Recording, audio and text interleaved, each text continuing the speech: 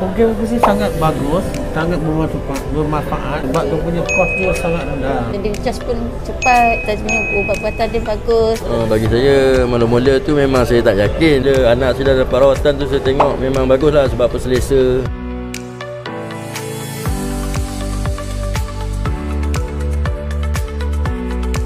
Nama saya Ainur Madia binti Muhammad, 35 tahun. Saya bekerja di badan spa. Nama saya Muhammad Azrin bin Salihuddin, umur saya 42 tahun. Saya bekerja sebagai pengawal keselamatan. Saya Muhammad bin Abdul Aziz, umur sekarang 59 tahun.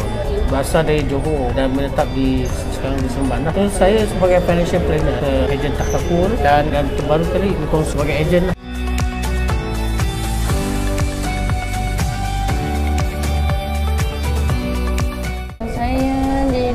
Daripada 4 tahun lepas dia minta ikan daripada kongsi lah. Saya yang perkenalkan lah kongsi. Saya dapat daripada ayah saya lah sendiri yang ejen daripada kongsi.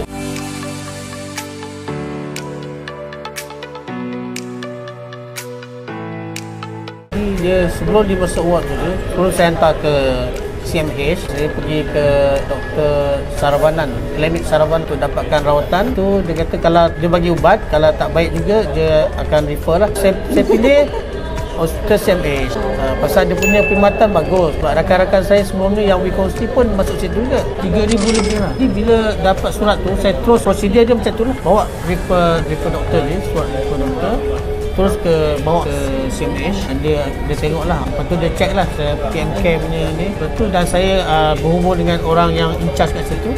Dia yang uruskan macam perantara syarikat insurans ke takaful ataupun kongsi dengan PMK semua hospital.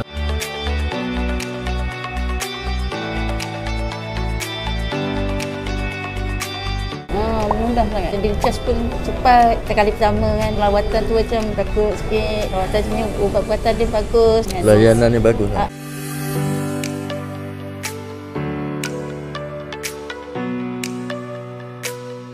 Ya, terus 100%. Dan kita tempoh menunggu tadi lah, tunggu GL. Bila dapat GL, sementara tu kita pergi menunggulah dekat cafeteria dia kan. Sana sangat cepat lah. Bagus. Birthday dia tau, 10 bulan tu. Oh, ya ke? Birthday dia masuk di hospital.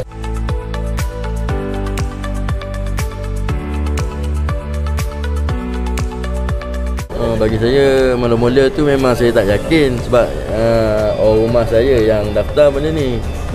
Bila saya tak yakin tu, bila saya ikut sekali ke hospital, bila anak saya dah dapat rawatan tu saya tengok memang baguslah sebab selesa.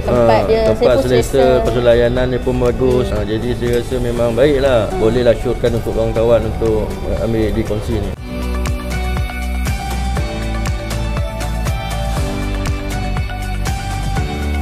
Program sih sangat bagus, sangat bermanfaat, sangat memberi kebaikan kepada masyarakat lah. Sebab dia punya kos dia sangat rendah banding dengan company insurans takaful lain kan. Saya pun ejen takaful, saya tahulah setiap 5 tahun ada kenaikan. Caruman tu menaik ikut umur lah. Dia di sini dia maksimum pun dia RM50 dah sebulan. Dia dah hadkan. Kalau lebih dia akan forward pada bulan depan.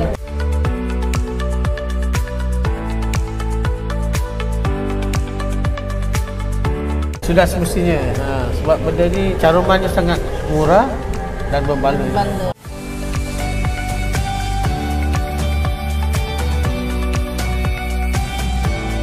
Yang sekarang ni dah okey dah. Cuma ada satu, kalau macam transaction lah, setiap kali transaction tu ada nombor rujukan. Rujukan kan setiap orang dari desa ada nombor rujukan. Tahu ni daripada WeConsti. WeConsti mantap.